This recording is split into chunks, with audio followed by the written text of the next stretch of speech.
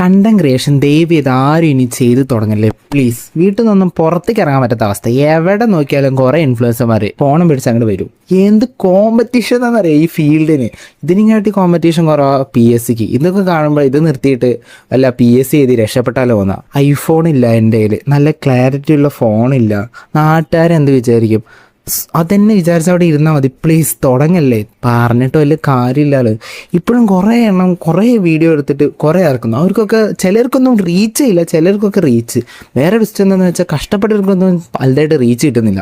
അതിനിടയ്ക്ക് ഈ ആൽഗോരിതത്തിന് വേറെ ഉണ്ടാക്കല് സിറ്റ്. നിങ്ങൾ ആരും ഇപ്പം തന്നെ തുടങ്ങല്ലേ. ഈ ആദ്യം തുടങ്ങിയവരൊക്കെ ഒന്ന് പച്ച പിടിച്ച് എവിടെയെങ്കിലൊക്കെ എത്തട്ടെ. എന്നിട്ട് നിങ്ങൾ മെല്ലെ തുടങ്ങിയത് ഒരു കുഴപ്പമില്ല, ഒരു ധൃതിയില്ല, മെല്ലെ വന്നാൽ മതി. അപ്പോഴേക്കും ഇതിൻ്റെ വിലയൊക്കെ പോയിട്ടുണ്ടാവും. ഇപ്പോൾ തുടങ്ങിക്കഴിഞ്ഞാൽ കോമ്പറ്റീഷൻ ഭയങ്കര കൂടുതലാണ്. പിടിച്ചു നിൽക്കാൻ പറ്റണമെന്നുണ്ടെങ്കിൽ കോമ്പറ്റീഷൻ ഭയങ്കര കുറവായിരിക്കും.